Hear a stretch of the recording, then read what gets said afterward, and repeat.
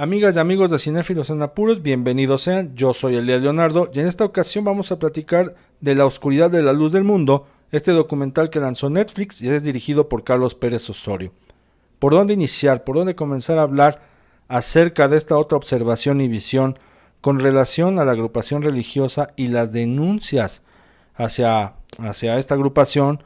por delitos como abuso sexual en contra de algunas mujeres, incluso también en contra de algunos hombres? Una de las primeras cosas que nos permite ver y observar tiene relación con el periodismo y el manejo de la información, incluso también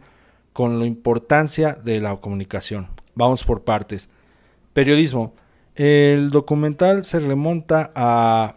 traer material de archivo del periodista Ricardo Rocha, fallecido en este año, en 2023, en donde el periodista empieza a indagar y a investigar qué es lo que sucede con esta agrupación religiosa, por qué está en el ojo del huracán, por qué se le ha dejado de ver desde hace mucho tiempo, y empiezan a atenderse las denuncias de algunas víctimas que dicen haber sido violentadas, agredidas y abusadas sexualmente al interior. Ricardo Rocha hace hincapié en algo muy importante y dice que es el fenómeno religioso más importante de los últimos 20 años, de los últimos 50 años en nuestro país. Y no se equivocó. Tan no se equivocó que actualmente se está poniendo demasiada atención en esta agrupación y en las denuncias que están surgiendo a partir de apóstatas, así se les llama, a estas personas que han salido, que han logrado huir, escapar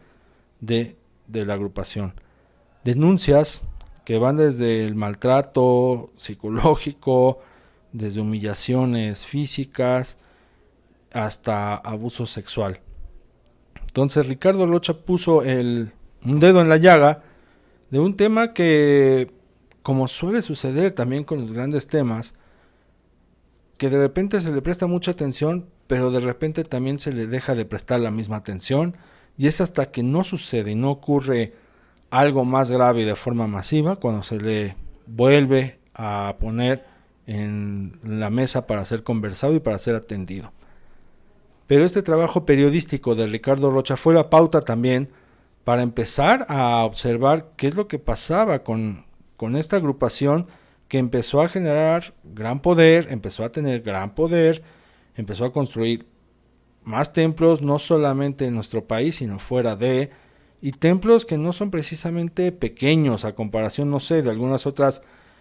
parroquias comunitarias que tiene la Iglesia Católica en algunas regiones rurales. La Iglesia de la Luz del Mundo apuesta por templos estéticamente más bellos y también arquitectónicamente más grandes. También empiezan a captar mayor feligresía, cada vez son más, pero al mismo tiempo también empieza a haber gente que sale de ahí, gente que además nació y creció al interior de esta agrupación, que dijo, bueno, aquí están sucediendo estas cosas, yo quiero salir y formar parte del mundo real, por así decirlo. Este trabajo periodista de Ricardo Rocha nos lleva a otra parte que se habla en el documental, que es lo contrario, que es lo opuesto, y que tiene que ver con la maquinaria de comunicación que construye Nazón Joaquín, precisamente para tener un dominio tanto de sus súbditos, de sus subalternos, como de la agrupación en sí, como de la feligresía. Y pues qué mejor manera de influir en la gente si no es con los medios de comunicación. Esa parte de Nazón es perversa y un poco astuta de su parte porque sabe que así es como se manipula, sabe que así es como se controlan las mentes. Y no estoy diciendo nada que no se sepa. Desde hace muchos años, desde hace muchas décadas, se sabe que los medios de comunicación a nivel masivo, cuando hay programas de radio, televisión y demás, pues manipulan. Cada uno lleva agua a su molino para tratar de dar una información que vaya de acuerdo a sus intereses o que repercuta de manera positiva para sus intereses. Y Nazón Joaquín lo hizo. Entonces construye toda esta maquinaria de comunicación para empezar a generar no solamente contenido propio de la luz del mundo, sino incluso también para empezar a contradecir y a tergiversar otro tipo de informaciones, tal como fue el caso de la información dada a conocer por Ricardo Rocha. En este tipo de confrontaciones a nivel informativo, mediático, pues un poco Nazón Joaquín nos recuerda al personaje de Elliot Carver, el villano interpretado por Jonathan Pryce en El Mañana Nunca Muere de James Bond. Estas mentes megalómanas, tan obsesivas de poder, que saben que si controlan a los medios de comunicación y si controlan a la gente a partir de los medios de comunicación, pueden tener mucha influencia. Y ya vimos dónde está el resultado de poner en marcha esa maquinaria. Un Nazón Joaquín que además recurre a la comunicación audiovisual, pues a lo mejor ante esta falta de carisma, liderazgo que las propias víctimas señalan de su personalidad como guía espiritual. Entonces esta parte del manejo de la información, les digo, ahí está. Si quieren ver en Juego de Espías, Spy Game con Robert Redford y Brad Pitt, hay una pequeña secuencia donde se ve cómo se construye una noticia alrededor de un hombre que acaba de ser detenido para ser ejecutado en China. Corte A, se destruye la noticia y se cambia y se modifica la versión para decir que en realidad se trataba de un hombre violentando normas y reglamentos internacionales y que ya llevaba muchos años muerto. Y esta guerra de información, pues lo único que va a hacer a final de cuentas es confundir a la gente, ¿no? Es confundir a la gente que va a tomar postura de uno u otro lado, va a no saber a quién hacerle caso, o va a comprar la verdad que le corresponda, ¿no? En este caso la feligresía va a comprar la verdad de Nazón Joaquín, y el público en general puede adquirir como verdad la información de Ricardo Rocha y otros periodistas y otros contenidos periodísticos. Eso nos lleva al otro punto, que es el tema de las víctimas, porque nosotros, al ser público, audiencia en general, y no estar inmersos en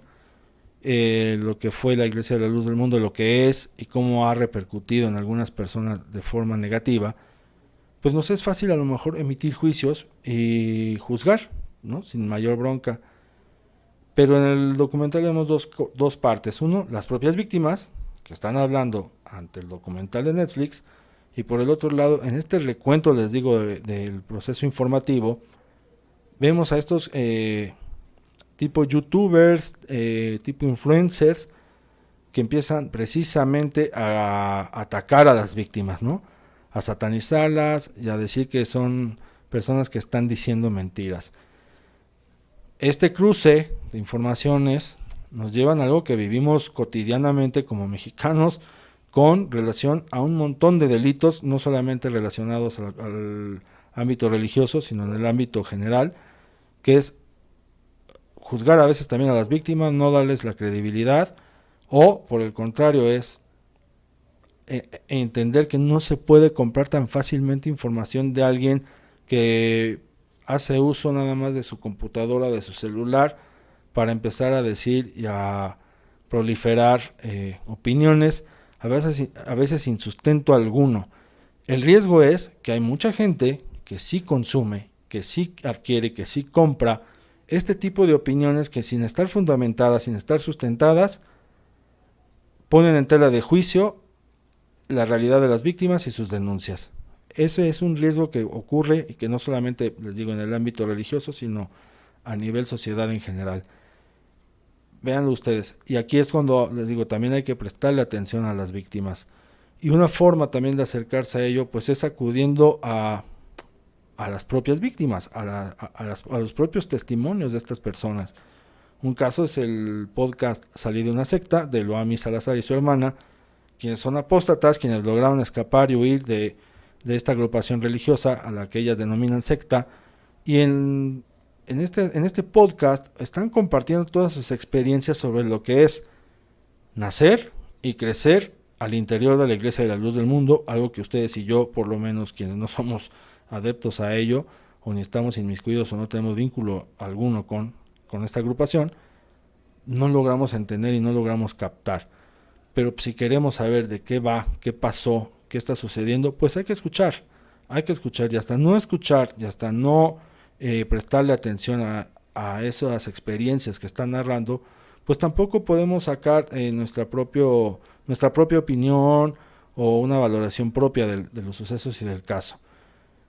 Que coincidan hoy día muchos documentales, podcasts, testimonios acerca de lo que ocurre al interior de la luz del mundo, pues no es para menos, ¿no? Algo trae de verdad, sino es que de mucha verdad. Y tampoco es disparatado pensarlo, porque la historia de cultos y religiones en este país nos ha enseñado, nos ha demostrado que al interior sus jerarcas, sus líderes y sus representantes tienen cola que le pisen, ¿no? Y lo hemos visto también con la Iglesia Católica, lo hemos visto con las iglesias evangélicas, donde sacerdotes, pastores, pues hay acusaciones serias y graves del abuso sexual en contra de la feligresía, y que se aprovechan de esa condición, tanto de poder que tienen, como de la necesidad o la urgencia de fe que pueden tener estas personas. Corte A, me voy con el tercer y último punto, que tiene que ver con la estética arquitectónica y visual de los templos que tiene la luz del mundo, y por otro lado la vestimenta que tienen los líderes religiosos, en este caso